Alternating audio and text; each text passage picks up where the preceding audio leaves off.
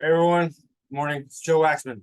Um, Today I want to talk about Sting, the musician.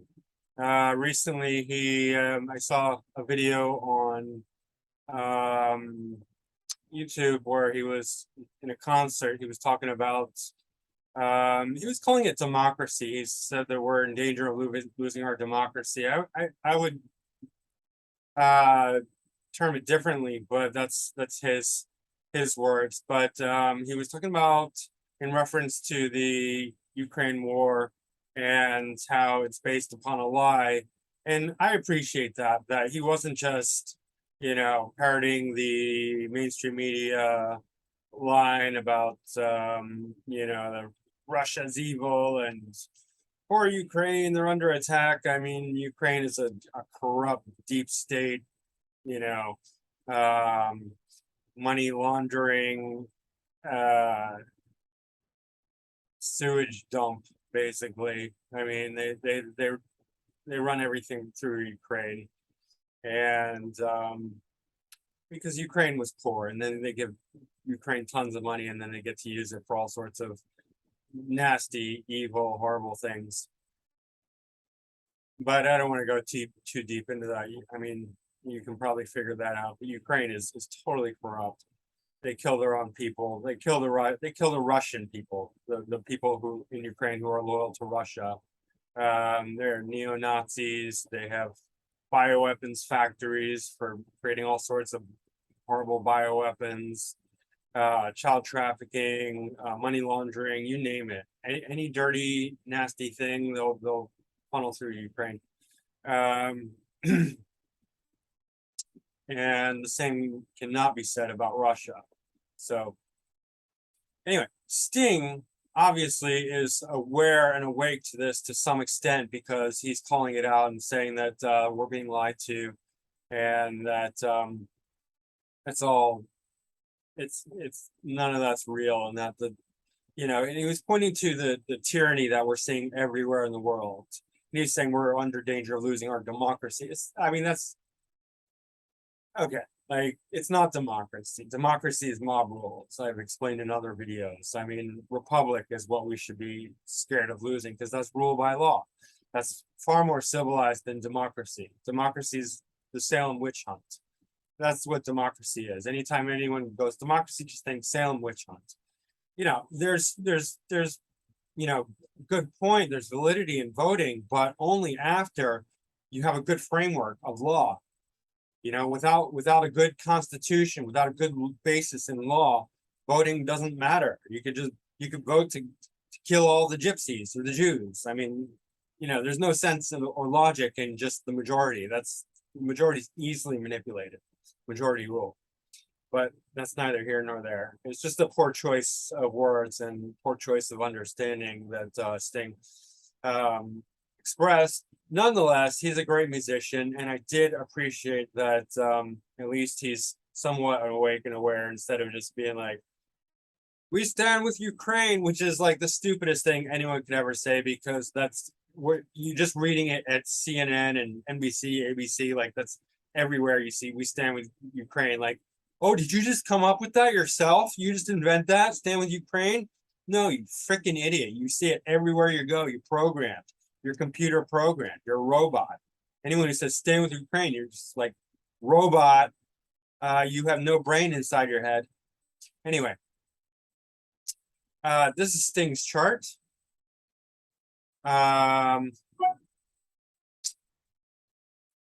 Leo ascendant, Libra sun, Libra moon. So Libra sun is debilitated because it's exalted in Aries. So generally, that's not great for the sun. It produces a somewhat negative character in a way, like either very aggressive and vulgar, we see sometimes Libra suns, or just very weak. However, with Sting, he has an exalted Saturn conjunct his sun. So normally Sun and Saturn are not very great together, but I think because the Saturn is exalted, here this is giving a lot more integrity to his Sun. Plus, Jupiter is in Aries, aspecting the Sun opposite. And Jupiter for us, an opposition is a hard aspect, so is a square. But Jupiter is, if you want to have any planet in hard aspect, probably Jupiter is the best one. And Jupiter is obviously in the sign of Aries, so that's also benefiting the Sun. Okay. Now these are in the third house, actually pretty much conjuncting the fourth house cusp. But third sign, whole sign house, right? Whole sign house, third house, technically in third quadrant, but conjuncting the IC.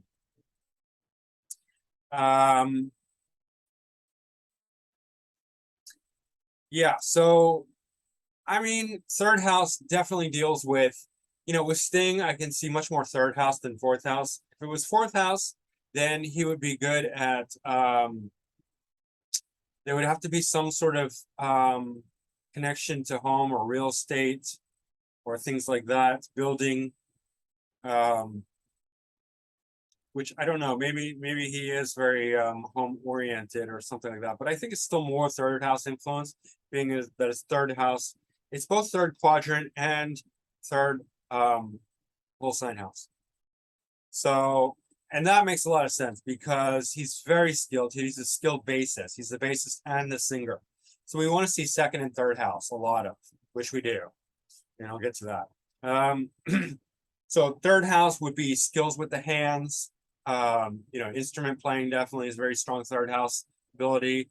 Expressive ability, speaking, communication, the intellect, things like that. Moon conjunct Neptune is on the IC, so fourth quadrant, but again, still third whole sign house. Moon Neptune has a similar quality to Pisces Moon, which we see in a lot of times with artists and musicians, because it gives them that very imaginative, creative moon. And the moon always plays a big part. It's just a little more internal. The sun's more external, the moon's more internal. The moon's more emotional. The sun's what we see on a day-to-day basis, interacting. It's our ego, our personality. And the moon is our internal satisfaction, emotional needs and satisfaction. And so he's very creative, right? And also with this moon, he cannot drink or do drugs because that will really derail him, because that Neptune, for people who have Neptune moon, that's something that they should really avoid. Pluto moon too, because it's just gonna suck you into that Neptunian dreamscape and pull you away from, suck out all the energy. But otherwise, it's extremely creative, right? And yeah, it's very creative, very still adding to the overall third house influence. But fourth house, I also think, because this is nighttime, then these people often become nighttime performers. And that's where musicians really shine and take the stage at night. And so I think there's something to that. This is a nighttime chart. 1:30 a.m. he was born. So he is very nighttime oriented. So that's something. Saturn would be his the planet that would be his most difficult, but it's exalted in Libra, so that's good. They're not making an aspect to the rulership in Venus. And Venus is debilitated in Virgo, but it's conjunct the South Node, and it is slow moving. So slow planets are definitely stronger. So let's see, and Mercury is in Virgo. So that's really the saving grace here, is that Mercury is exalted in Virgo on the third house cusp, but it's the second whole sign house. So mixing second and third. And then Venus obviously in the second, clearly. So strong voice and South Node with South Node. So South Node conjunct Venus is going to show somebody who's very skilled in Venusian things like creativity, beauty, arts, joy, all the Venusian things. In Virgo, it's going to show that he's got very critical taste, right? Venus in Virgo, this Venus is not very creative. He's not getting his creativity from Venus here very much because he's getting it from his moon. But what he's getting is great critical ability, critical eye, also from Mercury in Virgo. So that's why he's like, he'll just be like, have like impeccable taste, impeccable ability to discern good from bad in music, and his own playing ability. He'll know exactly what he wants and what he doesn't want. It's a very picky Venus, so that's one of the reasons it's not considered exalted. Like Venus is exalted in Pisces, where it can just really be all embracing and loving. In Virgo, it's not all embracing or loving, it's the opposite. It's very, very picky, but good for being critical, for being the critic, for being the perfectionist, right?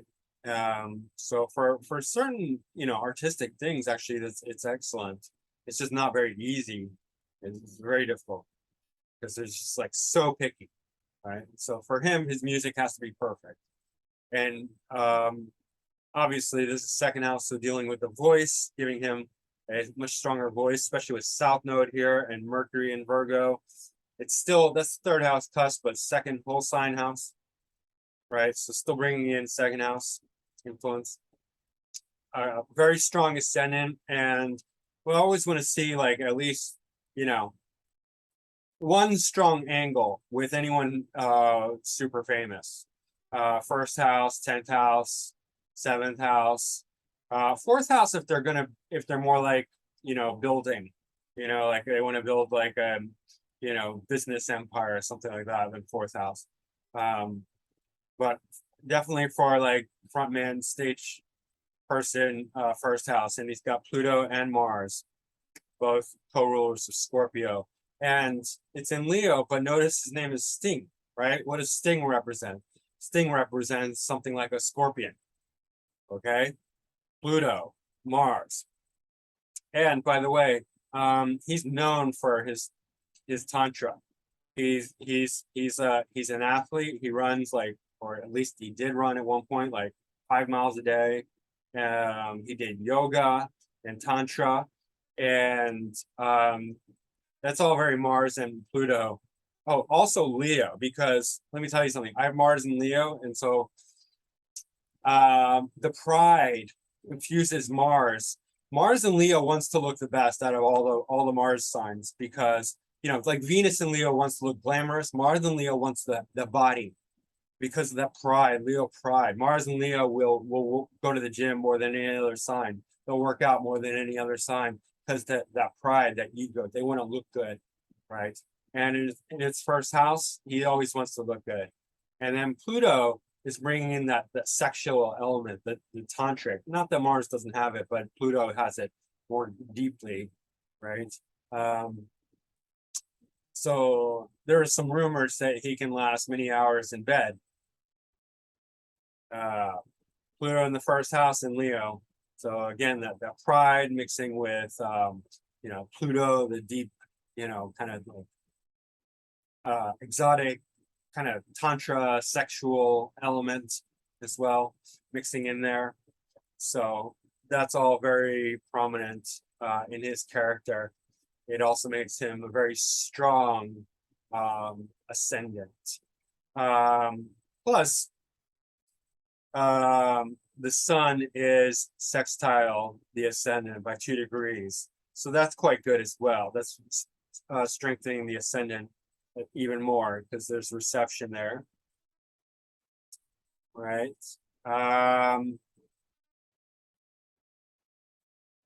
Now, what else? Yeah, obviously all his planets are very much concentrated in first, second, and third um house, and that's very obvious. Jupiter is ninth house, but pretty much conjuncting the MC. It's not, it's an okay dignity, not great, not terrible. Um, but that's, helping his career because Jupiter is very positive. His most positive planet should be Venus because it's the nighttime chart. Um, and it's gaining dignity from an exalted Mercury. Now, let me see here. Pluto is also sextile Moon and Neptune. That's also very good, giving him more, just generally, like it's a good aspect. So Pluto is lending his power and his strength to his Moon. If it was a difficult aspect, that would not be so good, but it's just making it more Plutonian, more in a good way, right? Pluto aspects, however, even when they're good, they can still bring Plutonian elements. So I'm sure there, from time to time, there can be crisis, um, death, ups and down, like death, rebirth, and all the Plutonian things. Making him, it's just making him very Plutonian, but not in the worst way.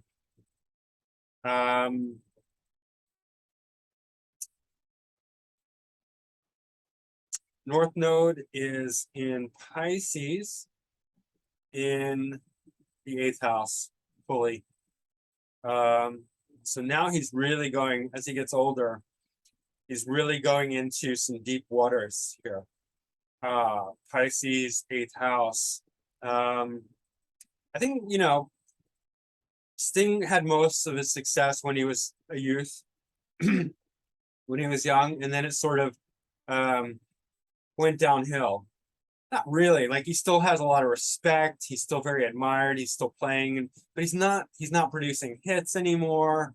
He's not front and center. And I think this is why 8th house Pisces, it's very deep, very watery. So he's probably becoming much more spiritual, much more deep thinking, powerful, and awake and aware, because the 8th house is allowing him to dive into the secrets, Pisces as well.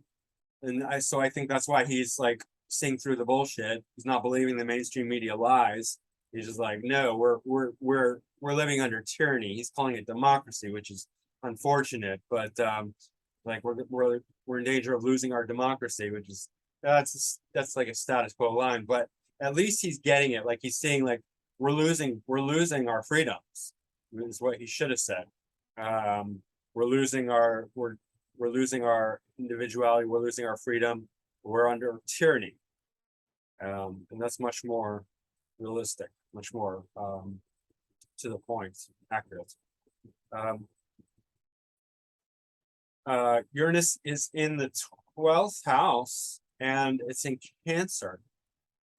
Uranus in the 12th house can be very radical, because 12th house, again, is influencing the subconscious mind, and this is an outer planet. So whenever the outer planets are entering the water houses, they have a very subliminal effect, because you're not noticing.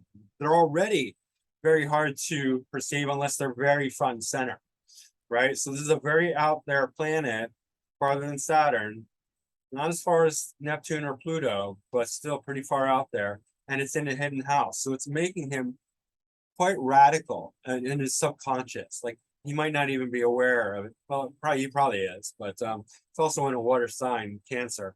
So this can be very intuitive, deeply intuitive, but also very out of the box thinking, very out of the box in, not outright, but in very subliminal ways, which is interesting. and that's just adding to his uniqueness. He's just making him more individual, more unique. It's not really, can't really think of anything in particular that's going to do. Mars, if it's negatively aspected, if it's a difficult Uranus in the 12th house, then it can create really like some radical thinking.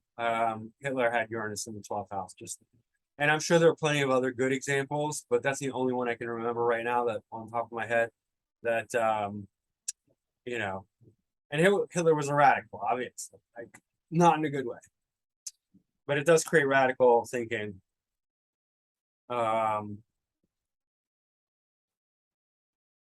Chiron is trine Mars here. To be honest, I'm not sure how that plays out. That's a good aspect. So Mars trine Chiron.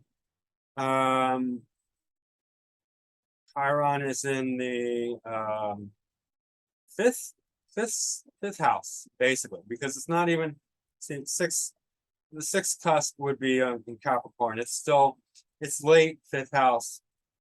See, I draw the line here because even though it's close to the sixth house cusp, it's divided by sign as well as quadrant cusp.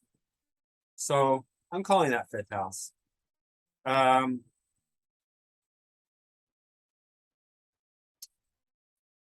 Yeah, I'm not sure how that the significance of this, because Chiron can be good or bad. It's a good, but then there's the square to Mercury. But Chiron has an association with Virgo. I don't think it outright rules Virgo, but there is a definite, like if it were to rule one sign, it would be Virgo. So there's a square from an exalted Mercury to Chiron. I don't think it's so bad because Chiron is there's reception there. If we want to say that Chiron has rulership over Virgo, and Mercury's in very good dignity. But nonetheless, there could be some tension between Mercury and Chiron. And I don't know this thing well enough, but that could be something, I don't know, some Chironic issue, something to do with Chiron, where Chiron represents like the outcast, rejection, wounds. The fifth house, maybe having to do with children. Although it's ruling the third house cusp. So friends, I don't know. It could be something. I don't know enough about him to really say, and it didn't say anything in the Wikipedia. But anyway, I just thought I'd mention that it's there. I don't know what to say. What else? Look at the stars.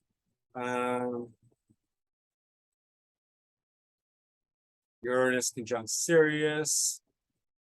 Venus opposite Fomalhaut. Mars conjunct Regulus. I think this is probably the most significant one, because yeah, Regulus is the heart of the lion. So this shows a lot of bravery and bravado. Like, it's very strong Mars. Okay, and we can see that with the running 5 miles a day. I can't even run 5 miles. I can't run. I can run, but you know, my legs start hurting, my ankles are hurt, my bones start hurting. And then I consider Mars and Saturn in the 10th house, because that relates to knees and bones. And so his Mars is very strong.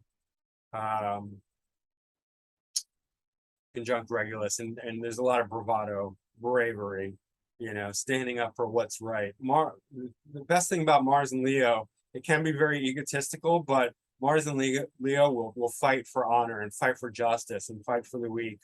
Really, it'll stand up for those that need protecting, because that's that Leo thing. That's the, I mean, the negative side of Leo is the ego and the pride, and the wanting of attention. The very positive side of Leo is the heart. Leo has tons of heart. And, if you're around Sting and you're like a bully beating up on some wimpy kid or some wimpy adult, somebody like Sting with this kind of Mars and, Pluto and Leo, he'll get right in your face and be like, knock it off. You will not do that in my presence. Like, he'll just be very upfront and bold about it. And, he'll be the protector, the bold, and he'll be very bold and courageous and outspoken with, anything that he becomes aware of, like the injustices around the world, and he'll stand up and he'll say it, because it's in the first house. It's a very brave, strong Mars. And Pluto there as well, that's sort of like the backup. Pluto and Leo actually is considered exalted, so also, very strong Leo influence. And Leo ascendant also is just very strong on its own. It's a very, very powerful ascendant to have, especially when the sun is supporting it. It's supporting it by aspect, the sextile, even though it's debilitated, but then the Saturn is making him bring a lot of dignity. Saturn in Libra is very law bound, because Libra brings that fairness, that justice, that equality. And the Saturn becomes very strong and lawful and fair and just, honorable, very honorable Saturn. So it makes them very disciplined and brings the best qualities of Saturn into the sun. So, all right, guys. And then Jupiter also, because it's the opposition. It's an opposition, but it's still there. And it comes out more in relationship. But then because Saturn and then Jupiter, so he's very big, Sting. He's got a very big personality, very big and magnanimous, very fair, just, disciplined, but also very big and generous, because the Jupiterian influence. Okay, that's pretty much it for Sting. Hope you found this interesting, and hats off to Sting for being awake and aware and standing up for what's right, and kudos to him. Much respect. I always respect musicians much more when they can not just be talented and make great music or arts, but when they can also be aware of what's really going on in the world and see through the lies and the dishonesty and the treachery and the tyranny and stand up for what's right. That means a lot to me. So anyway, if you'd like to book a reading, go to my website, macroastrology.com, or just email me directly at macrogoldmachine@yahoo.com. That's it for now. Don't forget to hit like, subscribe, share. You know the thing. All right. Thanks. Bye.